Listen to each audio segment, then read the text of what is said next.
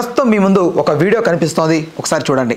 जो है वो बिल पे करो, जो बोल रहे हैं आपको आपके मुंह पे फेंक आप कहाँ फेंकते फेंको मैडम, बिल तो पे कर दो पहले, फेंक दो आप जो गलत कर रहे हैं वो आपका अपना बर्थडे स्पॉइल कर रहे हैं आप। मेरे को कोई फर्क नहीं पड़ता है, मेरा एवरीडे बर्थडे होता है, एवरी पब को जाती हूँ, हर जगह क्लब पे जाके यही करते हैं आप सर, कुछ से नहीं करते वो लोग, आराम से आके केक देके जाते हैं। आप जानबूझ के कर रहे हैं, हर जगह देते होंगे मैडम, हमारे पास नहीं देते। हमको क्या मिलता? जो आप ऑर्डर करें वो सर्व करें, हमको क्या मिलता? यही तो मिलता ना आपका बिल में कॉम्प्लीमेंट्री कराना चाह रहे हैं, कॉम्प्लीमेंट्री दिए, वही तो कॉम्प्लीमेंट्री करा रहे हैं, क्या करा रहे हैं? हमसे जो होता है वो दे सकते हैं, वो सब आप लोग खा लीजिए, हमको नहीं चाहिए आपका खाना, जितना हो सकता हमको नहीं चाहिए आपका खाना, हमसे जितना हो सकता आप उतना खर्चे। आप मेरे मुंह पे मत मारो, नहीं मारी, नीचे मारी, मालूम आपके मुझको डिजर्व भी नहीं करता है वो बिल। पूरा रिकॉर्ड कर, लाइव कर, जानबूझ के ये काम लाइव कर, आप ये लाइव करो, ये जानबूझ के करने के लिए आए आप। సో ఈ వీడియో చూసారు కదా, ఈ వీడియోలో కనిపిస్తున్న అమ్మాయి సీతమ్మ వాకిటి సినిమా చెట్లు అనే చిత్రంలో నటించింది. చాలా సినిమాల్లో ఈ అమ్మాయి ఉంది. ఈ అమ్మాయి పేరు కల్పిక. సో ఎందుకు ఈ అమ్మాయి ఆ పబ్ దగ్గర అలా గొడవ చేయాల్సి వచ్చింది? ఆ అమ్మాయి మద్యంలో ఉండగా అలా మాట్లాడిందా, లేకపోతే తనకి జస్టిస్ జరగాలని తను ఏదైతే అరుస్తూ మాట్లాడుతుందో దానికోసమా? ఓవరాల్గా ఈ అంశం గురించి ఒక మంచి వివరణ, ఒక పూర్తి విశ్లేషణ మనకు అందించడానికి సినీ మరియు రాజకీయ విశ్లేషకులు దాసరి విజ్ఞాన్ గారు ఉన్నారు. ఆయనతో మాట్లాడదాం. అన్న నమస్తే. నమస్తే. కల్పిక విషయంలో ఏం జరిగింది ఎగ్జాక్ట్గా అక్కడ? బేసిక్గా కల్పిక ప్రిజం పబ్లో ఉన్నప్పుడు అక్కడ ఆ టైంలో ఏ గొడవ జరిగిందనేది మీడియాకి అయితే తెలీదు ప్రజెంట్. తరువాత ఆవిడ చెప్పేదాన్ని బట్టి ఇలా జరిగింది అని ఆవిడ చెప్పడం, లేదండి ఇలా చేశారు అని యాజమాన్యం వాళ్ళు చెప్పడం వల్ల ఈ వార్తలన్నీ వైరల్ అయ్యాయి.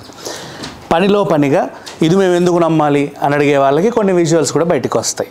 ఈవిడ నా తప్పేం లేదు, వీళ్ళని చూడు నన్ను ఎలా తిడుతున్నారు అని తీసుకున్న విజువల్స్, పబ్బు వాళ్ళు కూడా చూడు ఈ పిల్ల ఎలా ప్లేట్లు ఇసిరి కొడుతుందో, గ్లాసులు ఇసిరి కొడుతుందో అనేటువంటి విజువల్స్.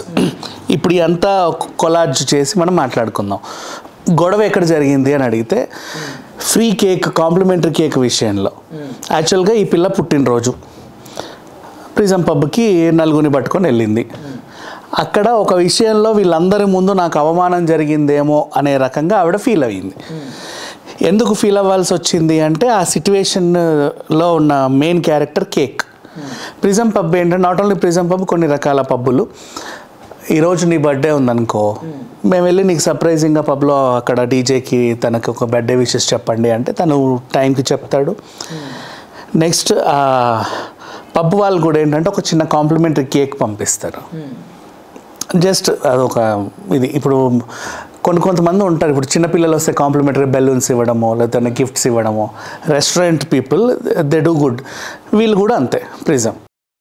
నౌ యాజమాన్యానికి కూడా నువ్వేమన్నా ఎక్స్ట్రాలు చేసావనుకో, ఈ పబ్బు మా సార్ ఎవరో తెలుసా అనే ఇది వాళ్ళకి ఉంటుంది. 100% నేనెవరో తెలుసా అనేది గొడవ చేసే వాళ్ళకి ఉంటుంది. ఇక్కడ ఈగోలు క్లాష్ అవుతాయి. ఇప్పుడు పాపం ఈవిడ గొడవ చేయడానికైతే అక్కడికి వెళ్ళాలా, వాళ్ళు కూడా ఈవిడ చేత గొడవ చేయించుకొని ప్లేట్లు గ్లాసులు అన్ని బగలగొట్టించుకుందామని ఆవిడకి ఫ్రీ కేక్కి పిలుచుకోవాలి. ఇక్కడ ఏం జరిగింది, బర్త్డే పార్టీ హ్యాపీగానే జరుగుతూ ఉంది, కేక్ తెచ్చారు. కేక్ విషయంలో ఏదో సంథింగ్, ఇలా కాదు అలా ఉంటే బాగుండు, అలా కాదు ఇలా ఉంటే బాగుండు, నువ్వు సజెషన్స్ ఇస్తున్నావు. వాడు నిన్ను కాంప్లిమెంటరీ ఈ మాత్రం ఇవ్వడమే ఎక్కువ అన్నట్టు నువ్వు ఫీల్ అయ్యావు. అంటే ఏంటంటే పేరు ఇది కాదబ్బా, ఇట్లా చెరిపేసి అదే అయ్యి అట్లా కాదు అంటే ఇప్పుడు నేను సర్ప్రైజ్ ఇవ్వాలి, నీకు తెలియదు, నువ్వు కల్పికవే అక్కడే ఉన్నావు. ఈ కేక్ అరే ఇది కాదండి పేరు ఇక్కడ రాయండి అట్లా డబ్బా అవన్నీ కుదరదు సార్, ఇప్పుడు వాళ్ళంతా వెళ్ళిపోయారు, ఈ టైంకి ఏం సెట్ అవ్వదు, కానిచ్చేయండి అంటే అరే సార్ చెప్పాం కదా ఆల్రెడీ అదంటే కాంప్లిమెంటరీ అండి ఇది. ఆ పదం ఉంటుంది అంటే కాంప్లిమెంటరీ ముష్టేస్తున్నావా నాకు అలా స్టార్ట్ అవుతుంది. వీళ్ళు అంటుంటే నేను బర్త్డే పార్టీకి పిలిచినప్పుడు నా గెస్ట్కి ఇక్కడ అవమానం జరిగింది, నేను ఎందుకు ఊరుకుంటా అంటే నేను పిలిచింది నాకు అవమానించడానికి, పైగా నా కోసం వీడు కేక్ తెచ్చి వాడక్కడ అవమానపడ్డం ఏంటి. ఈవిడ ఒక 2 మాట అంటది, ఎవరిదో తెలుసా ఈ పబ్బు, మా సార్ ఎవరో తెలుసా అన్నట్టు వీళ్ళు ఒక మాట అంటారు. ఇక్కడ ఘర్షణ వాతావరణం స్టార్ట్ అయింది. అది కాస్త పెరిగి ఏంటి అదేంటి ఇదేంటి అనగానే వీరు కూడా ఒక రకంగా రెచ్చిపోతారు. బేసిక్గా ఇలా పార్టీ ఇవ్వడానికి వచ్చిన నేను కల్పి గురించి మాట్లాడట్లా, కొంతమంది ఎలా ఉంటారు అంటే ఆ రోజు వాళ్ళ పార్టీ వల్లే ఈ పబ్బు ఏదో అయిపోయినట్టు ఇంత పెద్ద పార్టీ ఆర్గనైజ్ చేస్తుందంటే నా మీద పడే ఈ పబ్బు కనీసం ఒక 10 ఏళ్ళు బతుకుద్ది అనే ఫీలింగ్లో వీళ్ళు ఉంటారు. ఈవెన్ వాళ్ళు పిలిచే గెస్ట్లను కూడా ఓ టైప్ ఆఫ్ ఆధిపత్యం ప్రదర్శిస్తూ ఉంటుంది ఆ ఫేస్లో. అది ఎందుకు వస్తుందో తెలియదు కానీ అసలు వీళ్ళందరూ మందుకు తిండికి గతి లేక నేను పిలిస్తే వచ్చినట్టుగా ఫీల్ అయ్యే వాళ్ళు కూడా కొంతమంది ఉంటారు, పార్టీ ఆర్గనైజ్ చేసేవాళ్ళు. ఒక్కొక్కరిది ఒక్కొక్క టైప్ ఆఫ్ మెంటాలిటీస్ ఉంటాయి. ఈ మెంటాలిటీస్ అన్నిటికీ కొంచెం మందు పడింది అనుకో, ఎన్ని మెంటాలిటీస్ ఉన్నా కామన్ సెన్స్ అనేది ఒకటి ఉంటుంది. అది చాలా మందికి ఉండదు. 100కి 100% ఉండట్లా. ఈ మెంటాలిటీస్కి ఇంత మందు పడేసరికి అవి కాస్త అవి పరిధి దాటి ఎక్కడికి వెళ్తాయో ఏం మాట్లాడతారో కూడా అర్థం కాని సిచ్యువేషన్కి దాటుకొని వెళ్ళిపోతాయి. ఇప్పుడు ఆ గొడవ కొంచెం ముదిరేసరికి ఏంటి నువ్వు మీ సార్ ఎవరితో మేమెవరో తెలుసా, నాకు ఎవరెవరు తెలుసా అనే ఇప్పుడు వీడు పిలిచే వాళ్ళందరూ కూడా కొంచెం హైఫై పీపులే ఉంటారు. ఒక్కొక్కడికి వాడో వీడో ఎవడో గొట్టంగాడి ఆకు ఒక్కగాడి తెలిసే ఉంటాడు.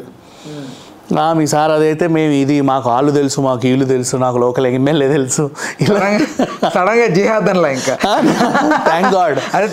నీకు నెల్లూరు పెద్దారెడ్డి ఎవరో తెలుసా, I want to talk right now with Nellore Peddareddy అని చెప్పేసి అక్కడ గొడవలు చేస్తారు. ఇక్కడ విజువల్స్లో ఈవిడ ప్లేట్లు ఎత్తేసేది ఉంది, గ్లాసులు ఎత్తేసేది ఉంది. అండ్ నెక్స్ట్ ప్రిజం పబ్బే కాదు, ఏ పబ్ అయినా సరే నీకు కాంప్లిమెంటరీ కేక్ కూడా ఇచ్చిందంటే నీ పట్ల వాళ్ళు హాస్పిటాలిటీ చూపించారనే అర్థం. మీకు చిల్లా చితక చేంజెస్ ఉంటాయి, కొన్నిసార్లు అడ్జస్ట్ అవ్వాలి. ఎందుకు అంటే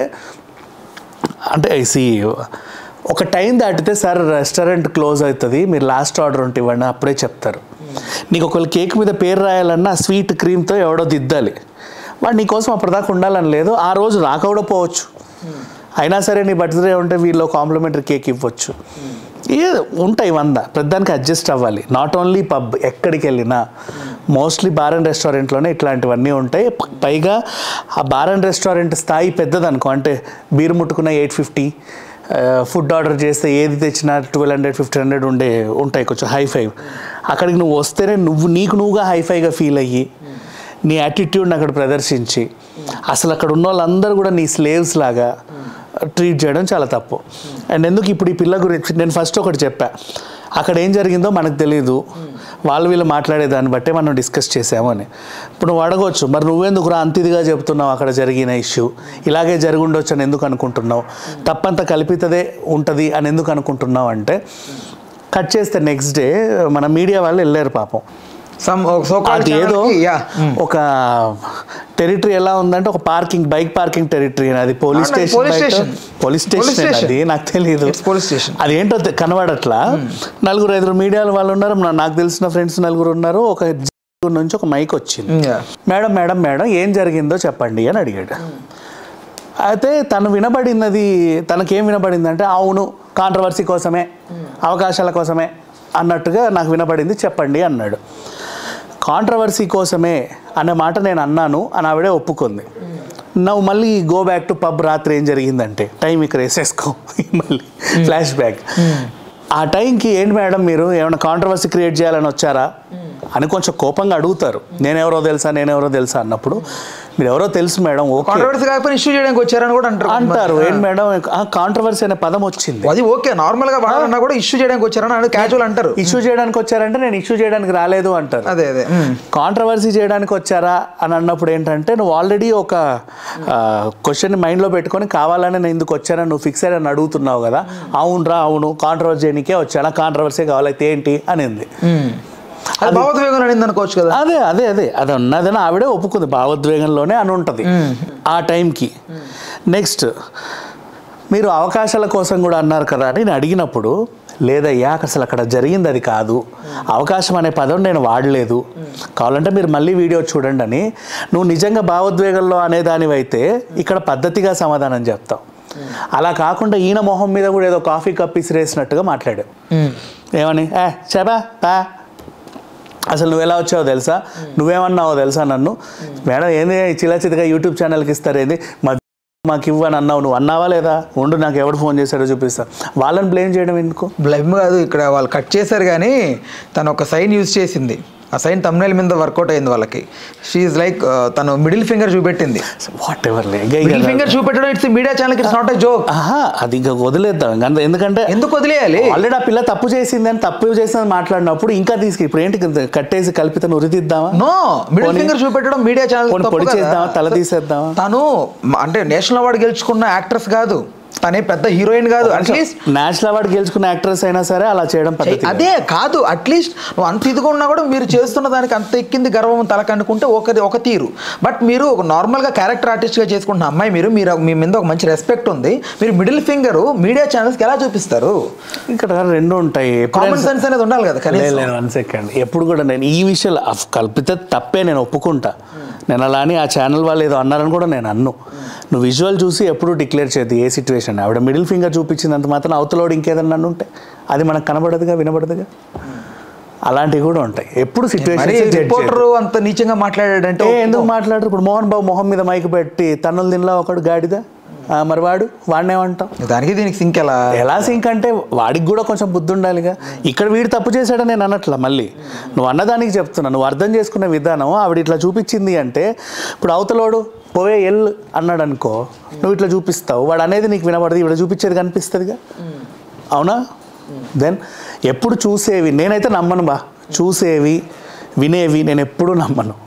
అక్కడ ఏం జరిగిందో నా కోర్ ఈ ఇంచు నుంచి ఆ ఇంచు వరకు తెలిస్తే తప్ప నేను మాట్లాడను. ఈవెన్ ఈ టాపిక్ గురించి నేను అందుకే స్టార్ట్ చేశా, రాత్రిపూట అక్కడ ఏం జరిగిందో మీడియాకి తెలియదు అని. అలా అని ఈవిడ తప్పు లేదని కాదు, ఈవిడ తప్పు ఉంది. ఎక్కడ కనబడింది?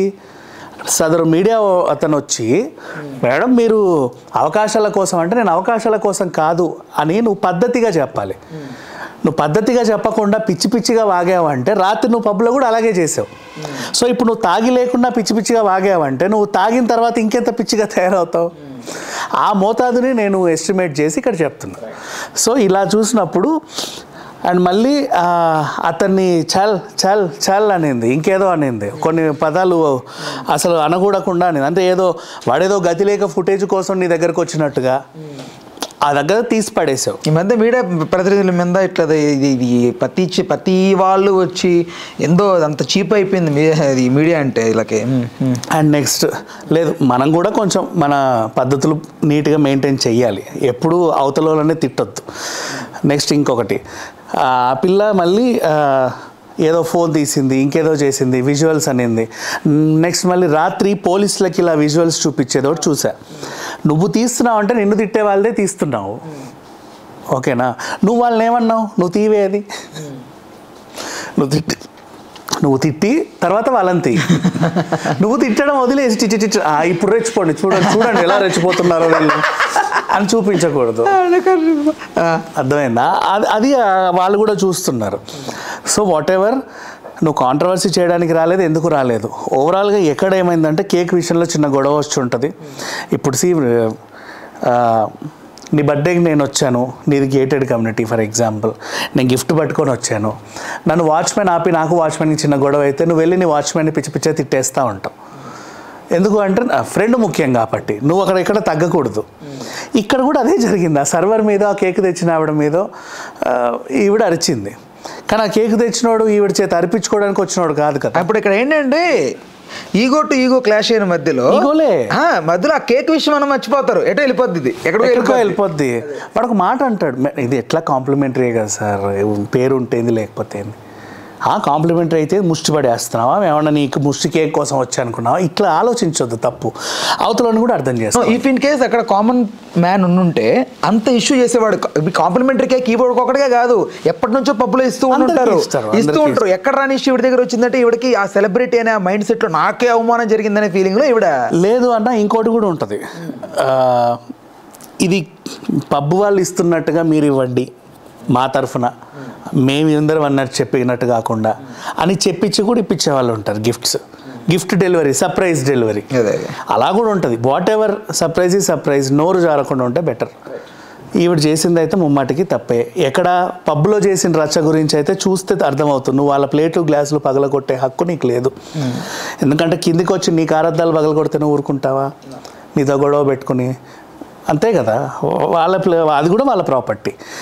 అండ్ మళ్ళీ అక్కడ నుంచి తీసుకెళ్ళి ఏం చేసేవాళ్ళు, రాంగ్ ఎలిగేషన్. నన్ను డ్రగ్ అడిక్ట్ అన్నారని పోలీసులకు చెప్తాను.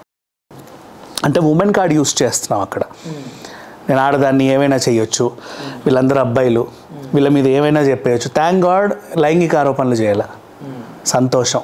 అంతకు మించి ఇంకేం. ఇప్పుడు పోలీసులు తిరిగి కాదమ్మా డ్రగ్ అడిక్ట్ అనుకున్నారంటే ఏం నువ్వు తీసుకుంటావా అని చెప్పి ఆ కోణంలో తీస్తే మళ్ళీ తలకైనా. పోలీసులు ఏం చెప్పారంటే పద్ధతిగా, పాప నువ్వు చేసింది కూడా తప్పే, వాళ్ళనే నిందించొద్దు, పరస్పరం గొడవ అయి ఉంటుంది, సరే వెళ్ళమ్మా వెళ్ళు అని చెప్పేసి పద్ధతిగా పంపిస్తుంటే ఈవిడ మళ్ళీ పోలీసులు కూడా నేను అంత పెద్ద కంప్లైంట్ ఇచ్చినా నన్ను పట్టించుకోవట్లేదు, వీళ్ళందరూ ఒకటే అని ఇంకో స్టేట్మెంట్ పాస్ చేసింది.